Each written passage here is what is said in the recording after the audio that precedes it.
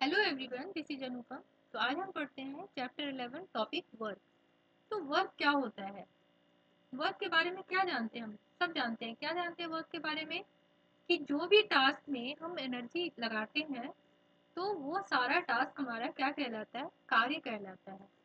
चाहे हम कोई भी एक्टिविटी कर रहे हो अपने डे टू डे लाइफ में, ठीक है। लेकिन वही अगर हम साइंस के पॉइंट ऑफ व्यू से बात करें तो साइंस कहता है कि जब भी कोई फोर्स लगता है और उस फोर्स के कारण उस ऑब्जेक्ट में कोई डिस्प्लेसमेंट होता है, तभी वो टास्क कहता है साइंस की हाँ देयर इज वर्क डन। ठीक है, तो फॉर्मूला क्या कहता है या डेफिनेशन क्या कहता है कि वर्क क्या है? वर्क एक ट्रांसफर ऑफ एनर्जी है, ठीक है, दैट अकर्स जब भी हम कोई फोर्स लगाते हैं या force act on the object और वो फोर्स उसमें कुछ मूवमेंट ले आता है, कोई डिस्प्लेसमेंट ले आता है। जैसे इस इमेज में हम देखते हैं कि जैसे ही कोई फोर्स लग रहा है इस ऑब्जेक्ट पे, तो इस फोर्स के कारण इसमें कुछ डिस्प्लेसमेंट हो रहा है। तो यहाँ पे वर्क डन होगा, there is a work done. ठीक है। जैसे हम कंडीशंस की बात करते हैं कि वर्क एक किसी भी टास्क को कहें कि हाँ साइंस कहे कि वर्क हो रहा है, तो इसके लिए दो कंडीशन अप्लाई होता है। पहला ये कि एक फोर्स लगना चाहिए, a force must be apply, और उस फोर्स के कारण कुछ डिस्प्लेसमेंट भी होना चाहिए। अगर डिस्प्लेसमेंट नहीं होता है फोर्स के कारण, तो इस फोर्स के कारण कोई भी टास्क नहीं होगा, वर्क डन जीरो हो जाएगा। जैसे यहाँ पे इस वॉल पे फोर्स लगाने से इस वॉल में कोई मूवमेंट नहीं हो रहा है, ठीक है। यहाँ एनर्जी का ट्रांसफर तो हो रहा है, लेकिन उस ट्रांसफर ऑफ एनर्जी से कोई भी डिस्प्लेसमेंट नहीं हो रहा है। इसके कारण जो वर्क डन है वो क्या है? जीरो है। इन द सेम वे दूसरे वाले पिक्चर में क्या हो रहा है कि यहाँ पे कोई फोर्स अप्लाई नहीं हो रहा है। ये बॉय जो है ये ऑटोमेटिक कार में मूव कर रहा है, बट इस बॉय के कारण इस पे कोई फोर्स नहीं लग रहा है। इसलिए यहाँ पे भी इस बॉय का वर्क डन क्या हो गया? जीरो हो गया।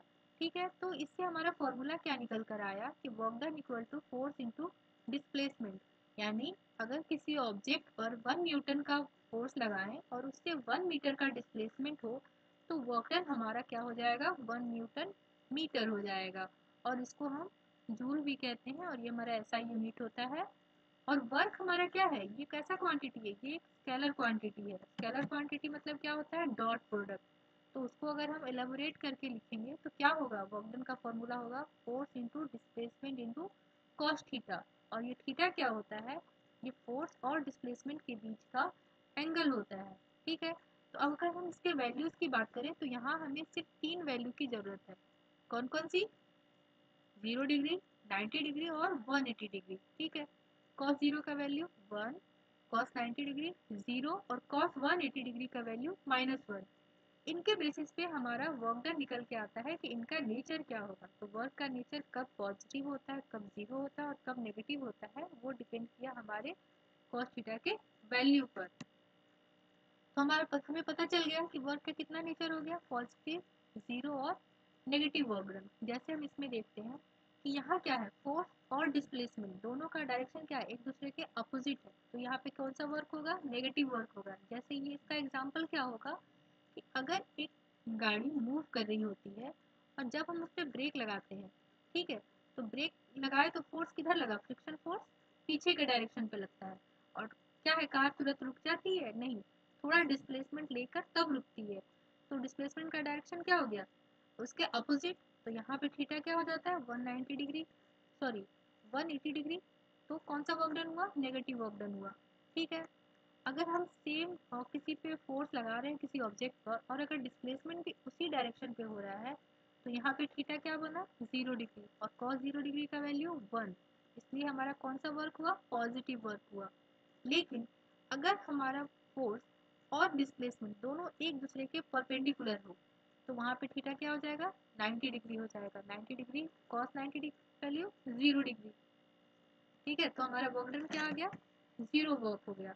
ठीक है, अगर हम एक और एग्जांपल से समझें तो यहाँ क्या हो रहा है? इस कार्ड को पुश किया जा रहा है, फोर्स लग रहा है जिस डायरेक्शन में, डिस्प्लेसमेंट भी उसी डायरेक्शन में हो रहा है।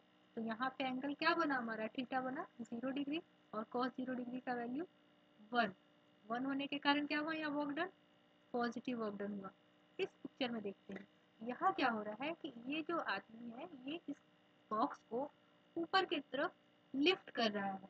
ऊपर की तरफ लिफ्ट कर रहा है।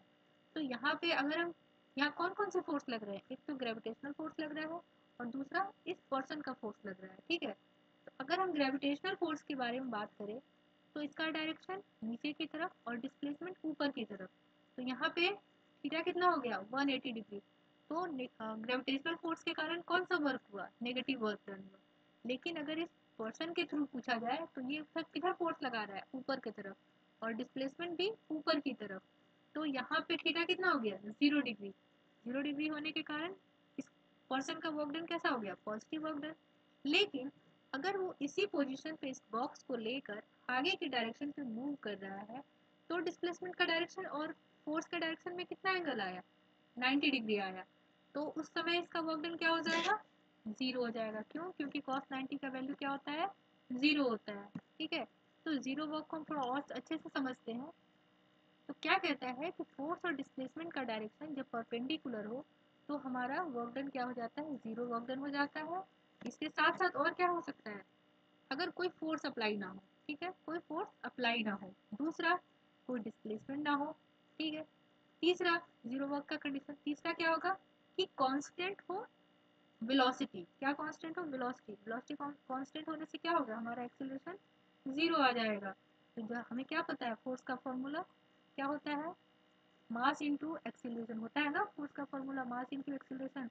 और अगर एक्सीलरेशन जीरो हो जाएगा तो ये फोर्स क्या हो गया, जीरो। फोर्स जीरो होने से वर्क हो जाएगा जीरो, ठीक है। अब एक न्यूमेरिकल करते हैं। क्या कह रहा है कि एक पोर्टर है जो एक लगेज को, जो जिसका वेट किया है 15 kg, उसको ग्राउंड से लिफ्ट कर रहा है, ठीक है। और उसको कहाँ रख रहा है, हेड पर रख रहा है, जो कि 1.5 मीटर एबव है। तो पर्सन उस पर फोर्स किधर लगाया, ऊपर के डायरेक्शन में, है ना। और डिस्प्लेसमेंट किधर हुआ, वो भी ऊपर के डायरेक्शन में। ये क्या पूछ रहा है, work done by him on luggage. उस पर्सन के थ्रू कितना काम हुआ। तो यहाँ थीटा कितना आ गया 0 डिग्री, मतलब cos 0 1। तो कैसा काम हो रहा है, पॉजिटिव वर्क डन। हमें फॉर्मूला पता है, फोर्स इंटू डिस्प्लेसमेंट, पुट कर देंगे। अब फोर्स का फॉर्मूला क्या होता है, मास इंटू एक्सीलरेशन। यहाँ कौन सा एक्सीलरेशन लग रहा है, स्मॉल जी, है ना, जो ग्रेविटेशनल फोर्स के थ्रू लगाया जाता है। तो यहाँ पे हो गया, जी का वैल्यू हमें पता है 10, सारा वैल्यू दिया हुआ है, पुट करेंगे तो हमारा आंसर निकल के आ जाएगा। तो जब भी हमें कोई न्यूमेरिकल सॉल्व करना होगा वर्क का, तो हम सबसे पहले क्या चेक करेंगे, फोर्स किस डायरेक्शन में लग रहा है, डिस्प्लेसमेंट किस डायरेक्शन में हो रहा है, और उनके बीच का एंगल क्या है, ठीक है। और उसके बाद हम उसको वैल्यू में फॉर्मूला में पुट कर देंगे और हमारा आंसर निकल के आ जाएगा। तो थैंक यू, मिलते हैं फिर नेक्स्ट वीडियो में।